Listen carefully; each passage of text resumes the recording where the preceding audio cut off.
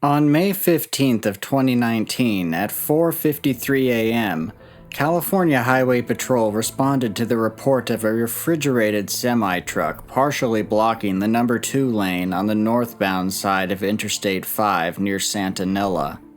The truck was seemingly abandoned with the engine still running, the doors unlocked, and no one inside. The missing person and driver of the truck was a man by the name of Satwant Bains. Satwant's iPhone, wallet, cash, and diabetic medication were still inside the truck. CHP conducted an initial search of the area with the assistance of their helicopter, but they were unable to find any sign of Satwant in the area. The semi was then towed, and his family was informed that Satwant was now missing. The Merced and Fresno County Sheriffs began searching the land and canals around Santa Nella, along with the California Highway Patrol. Satwant's children showed up to help assist in the search, along with over 100 other volunteers. They expressed concern as their father had never once missed a delivery before. They also told media that authorities said there was no sign of a struggle or anything like that. We just don't know what was going on.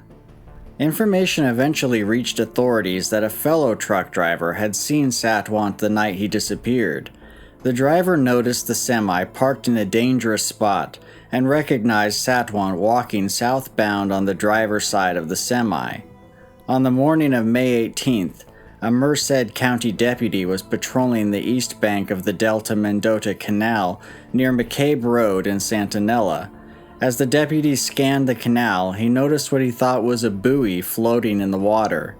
He then moved closer and discovered it was in fact a human body moving along the surface. The deputy noted that the body seemed to be floating in a vertical position, making it difficult for him to identify if it was a man or a woman. He then alerted his superiors to the situation along with Delta Mendota Canal workers. The deputy continued to follow the body as it moved down the canal and reached a junction where it began moving westward under a bridge.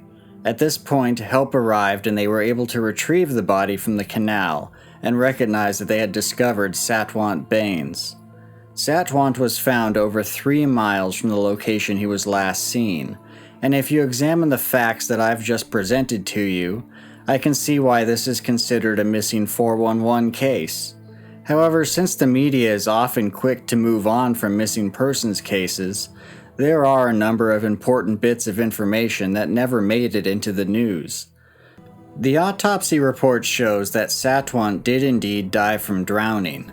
There were no signs of trauma or external injury observed, and toxicology results later revealed there to be no drugs in his system, and a small amount of alcohol that may be the result of natural decomposition.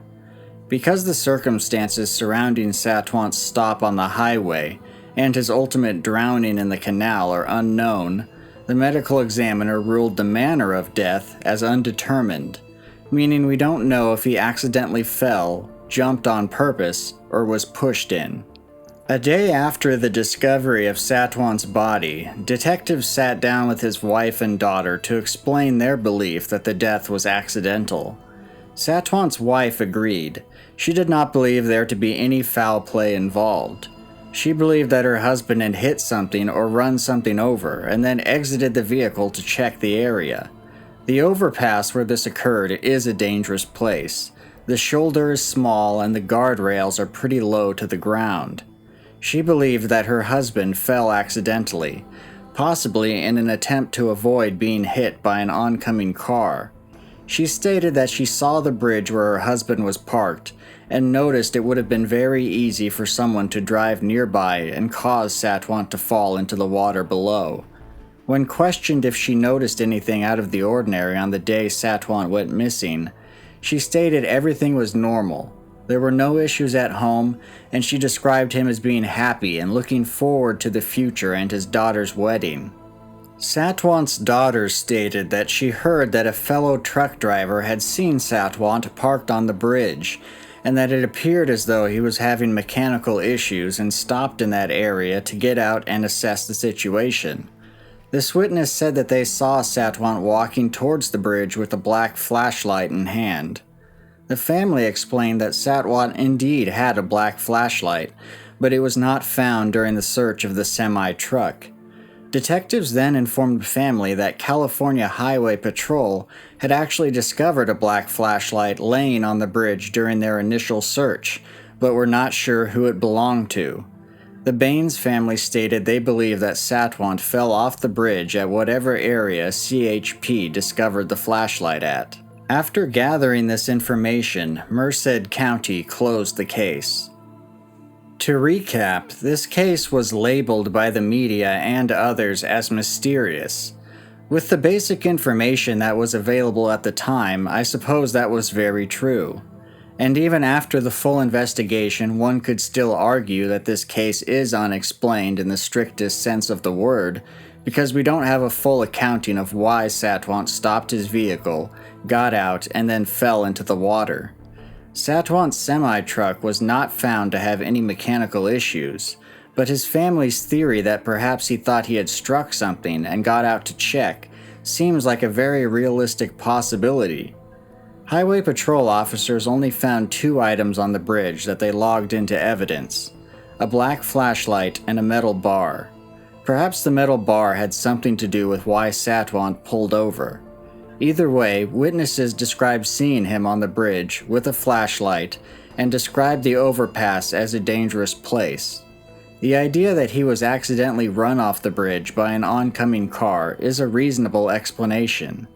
It's also possible he could have simply tripped in the dark. The low height of the guardrail leaves little room for error. The flashlight being found on the road's shoulder supports this line of thinking.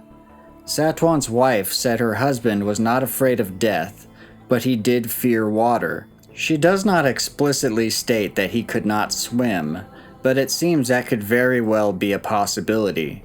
After he fell in, Satwant's body likely floated down the canal until it was found 3 days later. Dive teams were in the canal, but which areas they searched are unclear. Bodies tend to sink at first and later rise to the surface after certain elements of decomposition have taken place. I think this case is a good example of how odd a case can seem when the information available is incomplete.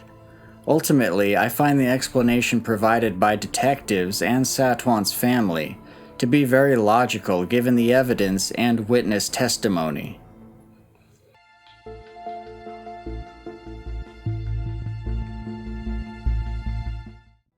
On November 17th of 1996, 29-year-old Richard Bendele left his home in order to hunt pheasants north of Kemama, Idaho, near the Laidlaw Corrals area. He would stop by his mother's home to borrow his deceased father's shotgun. Richard had hunted the area in the past along with his father, and Richard's mother and girlfriend both knew where he was going. The area is just south of the Craters of the Moon National Monument. It is a rough desert terrain full of caves and access through numerous dirt roads. According to Richard's mother, he was an experienced outdoorsman who loved fishing, hunting, and camping.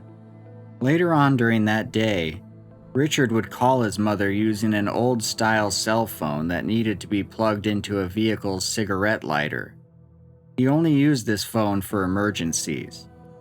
Richard informed his mother that his pickup truck had broken down and he needed her to come get him. His mother would later say that Richard was uneasy about the situation and believed that there was someone else out there with him and that they had messed with his truck. Richard said he would go mark a nearby turnoff to help her find his location. After the call ended, Richard's mother contacted his girlfriend Cindy and asked for her assistance because she was unfamiliar with the hunting area. The 2 women took Cindy's car and began traveling out to Richard's location. Unfortunately, while en route, the vehicle hit an object in the road which damaged the oil pan. The 2 were forced to turn around and head back to town. Later that night, they would call the sheriff and report Richard as missing. Up to 6 inches of snow would fall that night, possibly covering up footprints and evidence. Search and rescue found Richard's pickup the following morning. Inside they found his shotgun and cell phone. One of the truck's windows had been smashed and broken glass was on the ground. When they checked under the hood, they found the car battery had been turned over. Searchers fanned out across the desert area, and the sheriff deployed dog teams and helicopters. The best evidence that was discovered was a Reebok shoe that his mother said was definitely his, as well as 2 right-handed gloves. One was a leather glove and the other one was a fryer glove commonly used at the potato processing plant where Richard worked. Search dogs picked up a scent that was apparently lost near a road. The sheriff believed this might mean Richard had been picked up by a vehicle. The search was eventually called off near the end of November due to a lack of viable leads. In 2008, the Blaine County Sheriff lost the case file related to this incident. How exactly this occurred is unclear. After contacting Blaine County, I was able to see what few documents they do have, but there is no longer any narrative report that describes the original search and investigation. Since 2008, the sheriff has taken DNA samples from the family, so if one day a body is found, they can verify if it is Richard. The only potential lead that has arisen in recent years occurred in 2014. A man who worked at the same processing plant as Richard was interviewed by authorities. This man claims to have seen Richard at a store a week after he had gone missing. He said he was walking up an aisle when he saw Richard walking towards him. He said Richard appeared to recognize him, then gave him a weird look before walking away. This witness stated they were sure it was Richard and knew him from working at the same plant. He claimed he had told other co-workers of his sighting, but nobody believed him. To this day, Richard Bendele has never been found, and his case remains active with the Blaine County Sheriff. Since his disappearance, there have been numerous theories as to what could have happened to Richard. He could have tried to leave the area on foot and become lost before perishing somewhere in the vast desert, but it seems unlikely that Richard would have left his vehicle without taking his shotgun. The search was also very comprehensive, and he likely would have been found if he was out there. It's possible he could have disappeared on purpose for unknown reasons.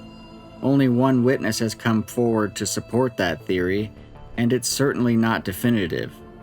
The sheriff had always hinted that they believed foul play to be a factor in this case.